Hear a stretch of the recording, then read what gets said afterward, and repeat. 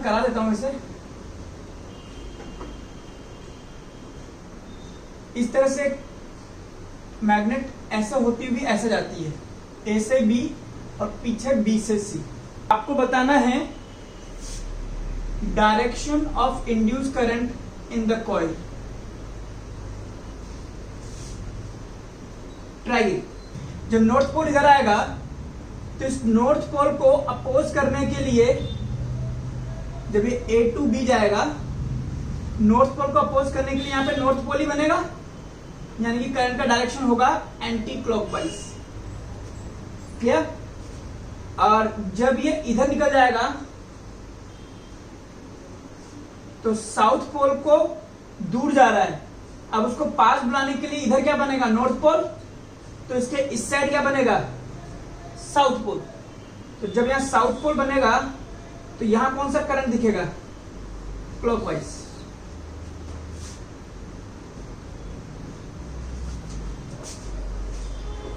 क्योंकि अगर आप देखोगे तो नॉर्थ पोल इधर से जाएगा, साउथ पोल इधर जाएगा ना, साउथ को पास बुलाने के लिए इधर नॉर्थ बनेगा। इधर नॉर्थ बनेगा कब? जब इधर साउथ बनेगा। तो आप तो इधर से देख रहे हो। हेडिंग डालिए emotional EMF. Emotional EMF, I mean motional EMF.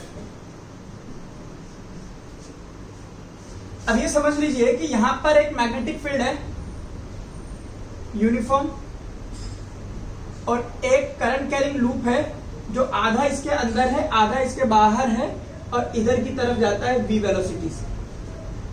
ठीक है, ये इसकी लेंथ है l, और जो पार्ट इसके अंदर है वो है x, और मैग्नेटिक फील्ड की वैल्यू है b। अब ये जब यहां से निकलेगा तो क्रॉस वाला मैग्नेटिक फील्ड कम होगा। इस क्रॉस वाले मैग्नेटिक फील्ड को बढ़ाने के लिए यहां पर एक इंड्यूस करंट आएगी जो कि इस डायरेक्शन में आएगी,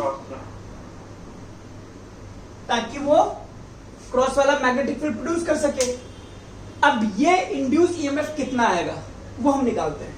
इस मोशन की वजह से आ रहा है, इसलिए हम लिखेंगे E equal to minus D phi by D T, equal to minus D B A by D T.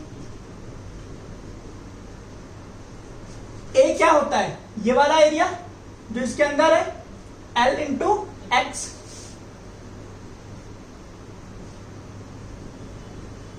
L तो कांस्टेंट रहेगा, x की वैल्यू टाइम के साथ धीरे धीरे धीरे धीरे चेंज होगी, और जिस रेट से चेंज होगी उसी रेट को हम स्पीड कहते हैं। और वेक्टर फॉर्म में लिखेंगे तो minus v cross b dot L. यह है इंड्यूस ईएमएफ का फॉर्मूला जब भी कोई लूप v वेलोसिटी से b मैग्नेटिक फील्ड में जाता है, और ये l इसकी लेंथ है। ये क्या है अभी बात करते हैं, पहले आप इसको लिखिए। ओ dt, सॉरी dt। आइए यहां पर और इंपॉर्टेंट बातें समझते हैं। नोट, हम सोचते हैं कि अगर वेलोसिटी और मैग्नेटिक फील्ड पैरेलल हो जाता है तो क्या होता है? अगर वेलोसिटी मैग्नेटिक फील्ड पैरेलल हो जाएगा तो थीटा क्या हो जाएगा? 0। और जहां पर आपने v क्रॉस b लिखा है वो हो जाएगा vb साइन 0, यानी कि 0, यानी कि इंड्यूस ईएमएफ क्या हो गया? 0। ऐसे तो नहीं होगा काम। अगर वेलोसिटी परपेंडिकुलर है मैग्नेटिक फील्ड के और लेंथ पैरेलल है मैग्नेटिक फील्ड के, ऐसे समझ लो। अगर वेलोसिटी परपेंडिकुलर है मैग्नेटिक फील्ड के, यानी कि ये मैं कह देता हूं कि ये एक्स एक्सिस में है, ये वाई एक्सिस में है, तो एल भी किधर है? वाई एक्सिस में। तो v क्रॉस b किधर जाएगा? जेड एक्सिस में। v क्रॉस b किधर जाएगा? जेड एक्सिस में।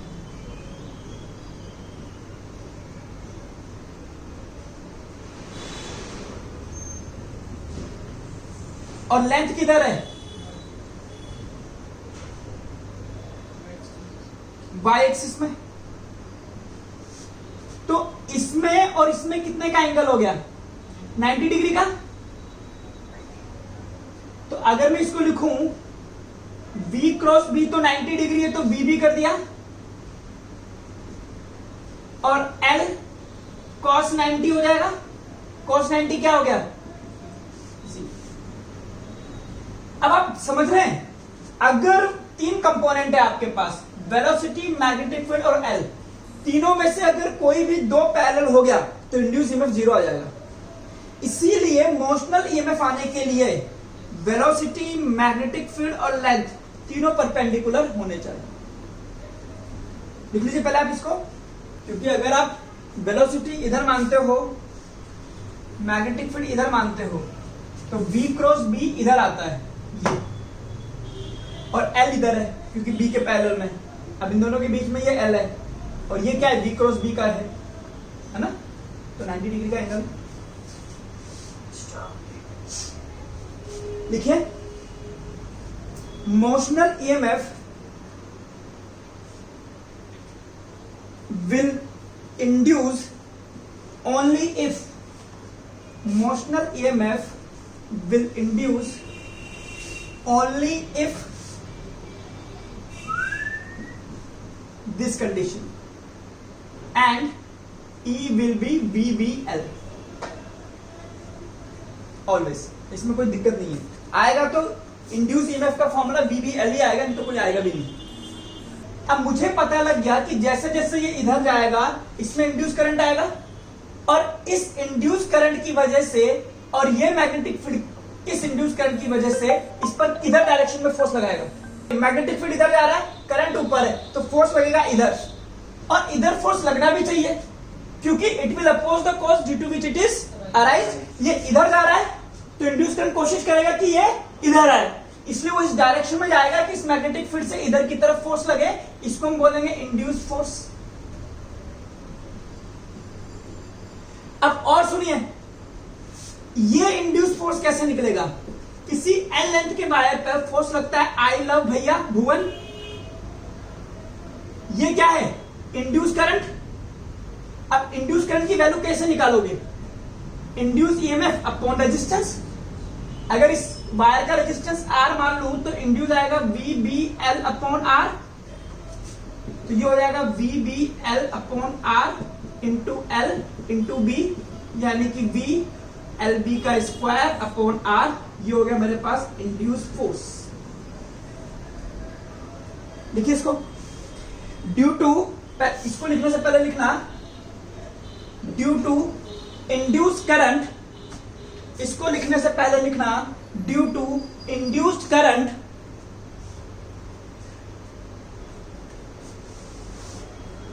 loop will experience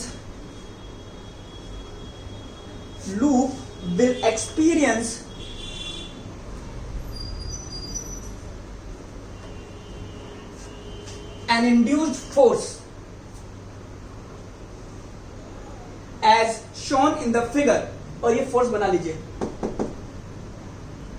this force will be ILB, क्योंकि लेंथ और मैग्नेटिक फील्ड परपेंडिकुलर है ना, IL क्रॉस भी होता है ना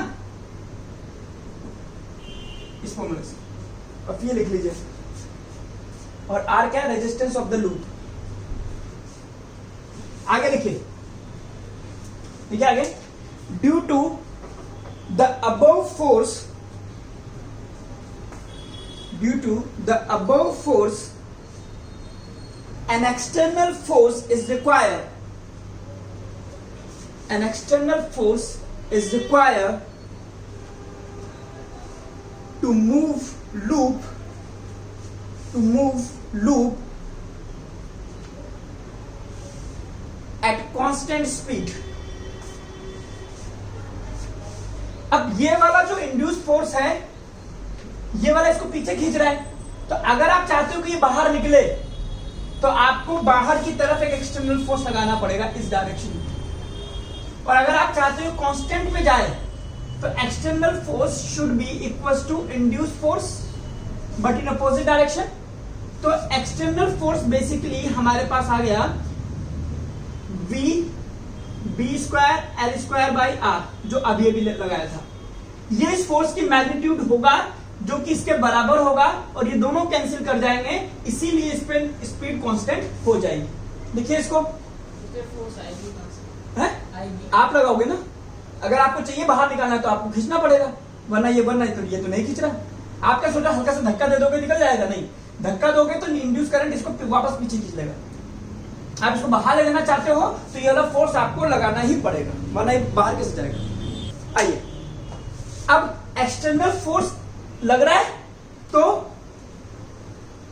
work done per unit time, या यूं कहो कि power due to external work force.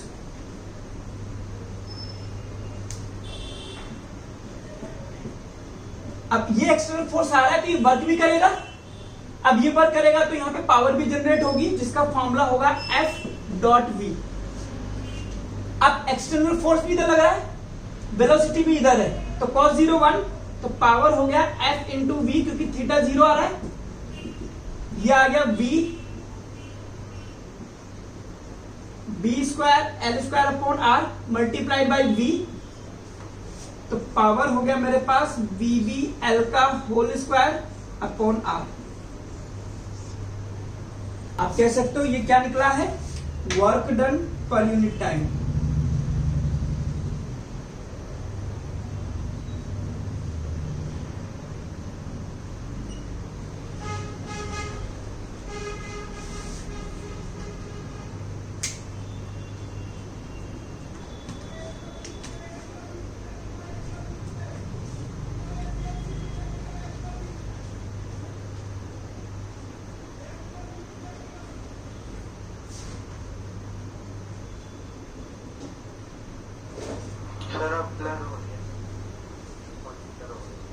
क्या हो गया?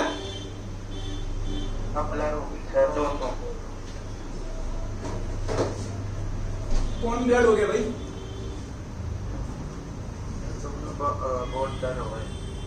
कौन ब्लर हो गया भाई? आप कौन सा वाला है, मानसी वाला या सिसोदिया वाला?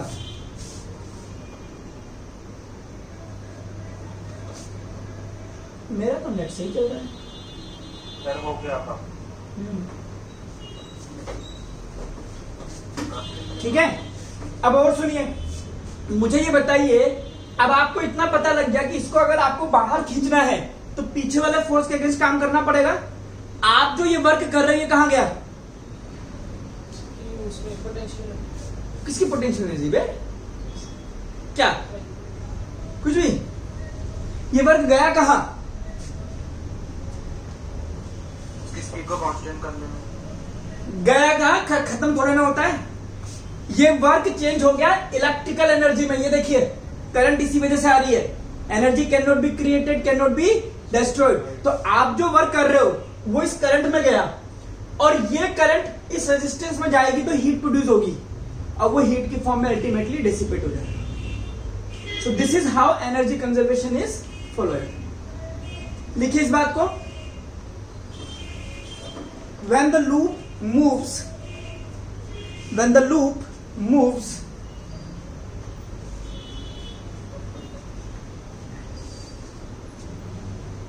and an induced current is developed,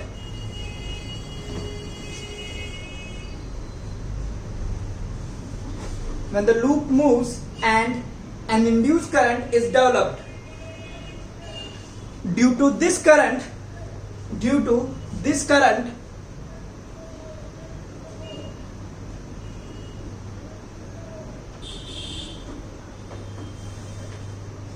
the loop will experience an induced force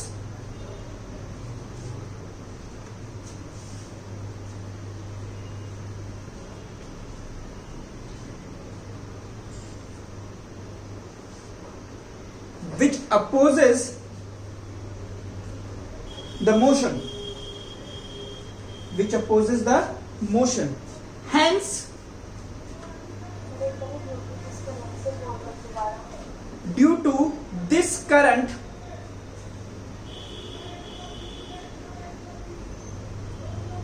क्या बोल रहे थे, develop, and due to this current loop will experience an induced force, loop will experience an induced force which will oppose the motion.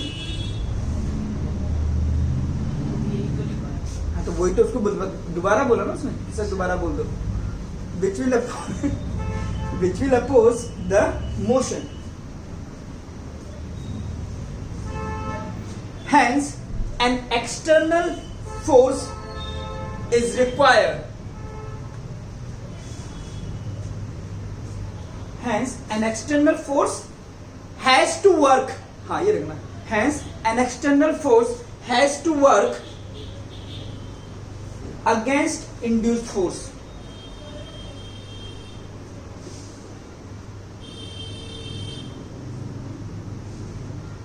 This work is changed. This work is changed.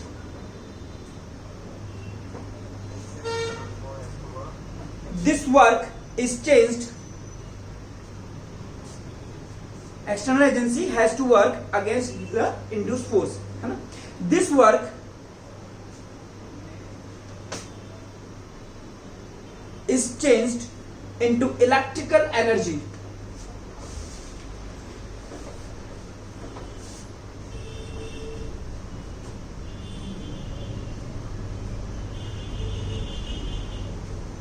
And this electrical energy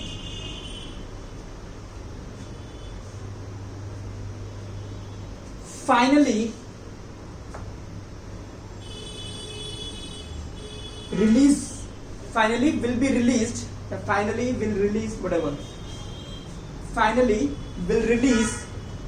in the form of heat.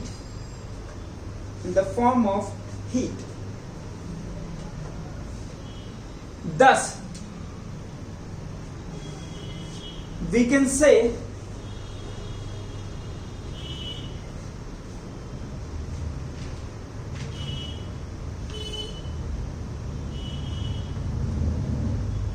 law of energy conservation is obeyed.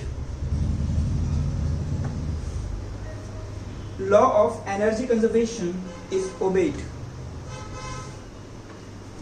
चलिए साहब,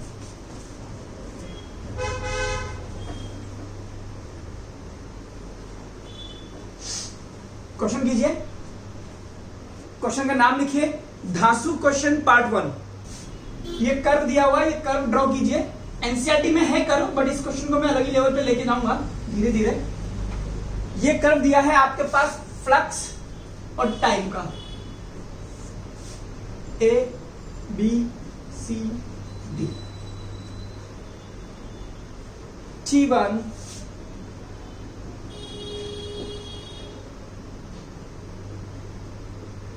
T2 T3.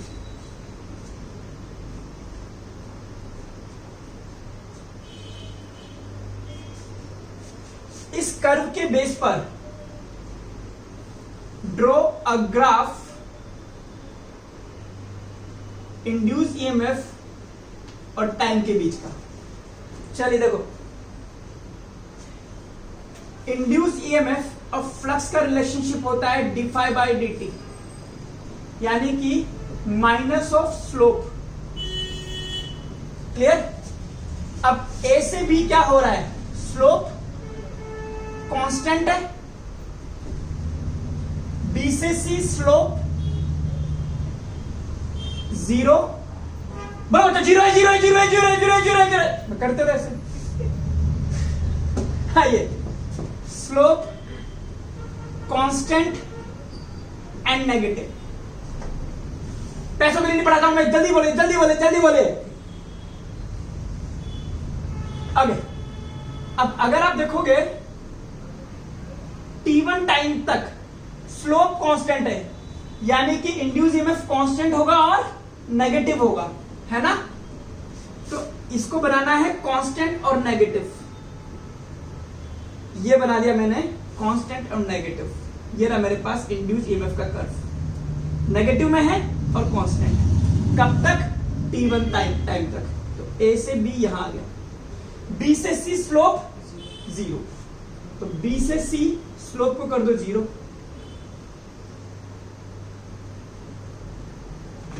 सी से D slope constant है और negative है, तो induce EMF कैसा हो जाएगा? Constant and positive. तो जितना ये है उतना यहां कर दो।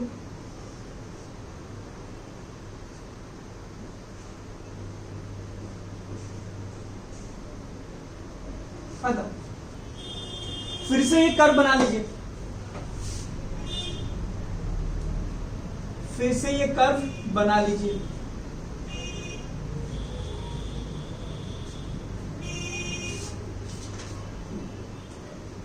और मुझे दो कर्व खींच के बताइए, फोर्स वर्सेस टाइम और पावर वर्सेस टाइम। फोर्स का हमने निकाला था ILB और I की वैल्यू थी E/R/LB। तो फोर्स का कर्व EMF के कर्व की तरह ही आएगा, कुछ और चेंज नहीं होगा। तो फोर्स और इसका कर्व बिल्कुल जैसा आपने अभी कर्व खींचा था सेम वैसा ही आ जाएगा।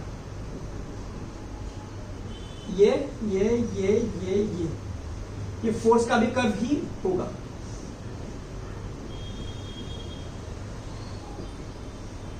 ठीक है, कॉन्सेप्ट ये रहा। पावर होगा फोर्स इनटू वेलोसिटी, ठीक है, इंड्यूस फोर्स इनटू वेलोसिटी। यानी कि आप कह सकते हो ये प्रोपोर्शनल टू इंड्यूस फोर्स ही होगा, but power can not be negative. या तो आप यहां से समझ लीजिए, या तो आप ये समझ लीजिए पावर का फॉर्मूला आपने निकाला था VBL का स्क्वायर अपॉन R, और ये अगर स्क्वायर आ रहा है तो power can not be negative. ये एक बड़ी चीज है कि पावर कभी भी नेगेटिव नहीं होगी। इसका मतलब है फोर्स का कर्व ही पावर के कर्व को बताएगा, बट नेगेटिव में नहीं। तो इस नेगेटिव वाले पार्ट को आप हटा दीजिए, इसको नेगेटिव की जगह ऊपर बना लीजिए, ऐसे ऐसे।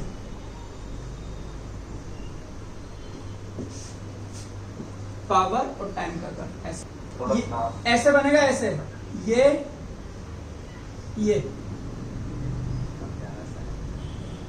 खिचड़ी बना रहा है साला।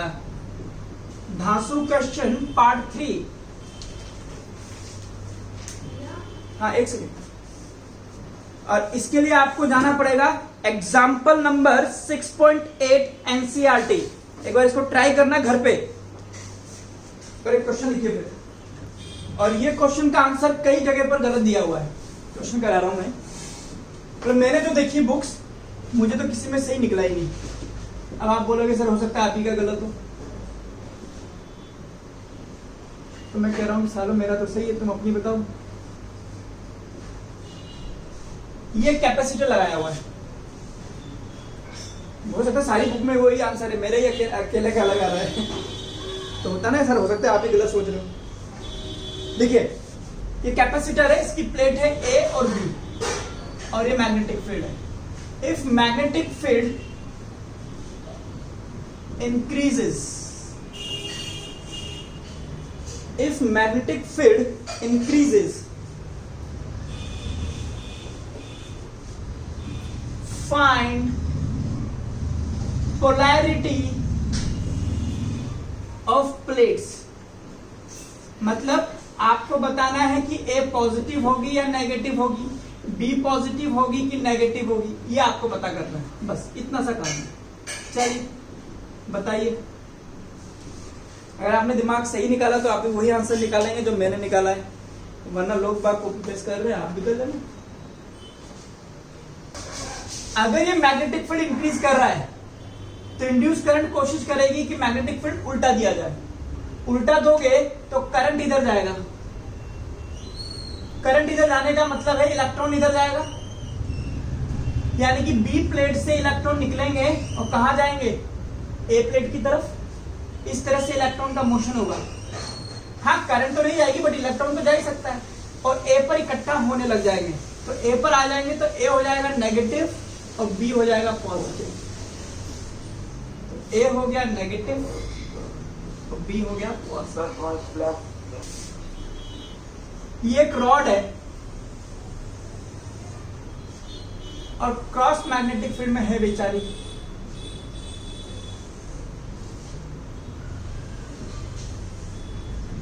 ठीक है, रॉड आपके पास 2 मीटर लंबी है और इस डायरेक्शन में ये 4 मीटर पर सेकंड से जा रही है 45 डिग्री के एंगल पे, ऐसे ऐसे। मैग्नेटिक फील्ड 2 टेस्ला है। Find induce EMF in the rod.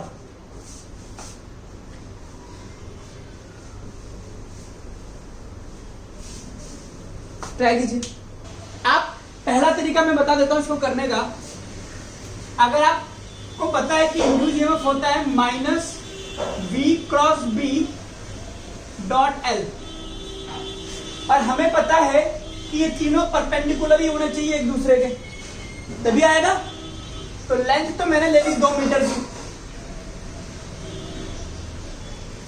है ना, ये वाली लेंथ है।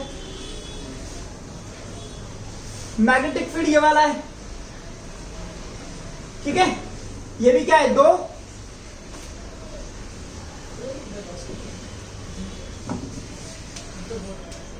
क्या चाहिए सर लेंथ लो है ना, तुम बोल रहे। हाँ रुक जाओ, लेंथ 2 है, मैग्नेटिक फील्ड भी 2 है। अब बात करते हैं वेलोसिटी की। लेंथ ये हो गया, मैग्नेटिक फील्ड ये हो गया, तो अब वेलोसिटी के 2 कंपोनेंट होंगे ये वाले पे। एक होगा cos थीटा और एक होगा sin थीटा। तो sin थीटा वाला तो लेंथ के पैरेलल आ जाएगा, है ना। 4 sin थीटा, वेलोसिटी के 2 कंपोनेंट है, 4 sin थीटा जो कि पैरेलल हो जाएगा लेंथ के, और एक आएगा 4 cos 45 जो कि परपेंडिकुलर हो जाएगा लेंथ के, यानी कि ये वाला। तो मैं यही वाला लूंगा, तो ये कितना है 4 cos 45 यानी कि 1/√2, यानी कि ये हो गया 2√2। तो वेलोसिटी को लिख दो 2√2 और तीनों को मल्टीप्ला दो। तो इसकी वजह से इंड्यूस ईएमएफ नहीं आएगा क्योंकि मैग्नेटिक फील्ड के पैरेलल है, इसकी वजह से आ जाएगा। तो उसी को मैंने यूज कर लिया। ओके, या फिर आप बताओ लेंथ कितनी है, 2 मीटर। ऊपर लूं या नीचे लूं, प्लस जे केप या माइनस जे केप, जो बोलोगे वही ले लूंगा। प्लस ले लो, वैसे ही माइनस से तुम्हारा डर लगता होगा। मैग्नेटिक फील्ड अंदर की तरफ है, 2 माइनस के कैप। वेलोसिटी के 2 कंपोनेंट होंगे, v cos 45 i cap plus v sin 45 j cap, है ना। एक लॉस एक इधर, यानी कि वेलोसिटी हो गई 4/√2 i cap plus 4/√2 j cap. अब आपको देखना, इन तीनों की वैल्यू रख दो, माइनस वेलोसिटी रखो 4√2 i cap plus 4/√2 j cap, cross magnetic field 2 minus k cap dot length 2j cap. पहले मैं इनको सोल्व कर लेता हूं।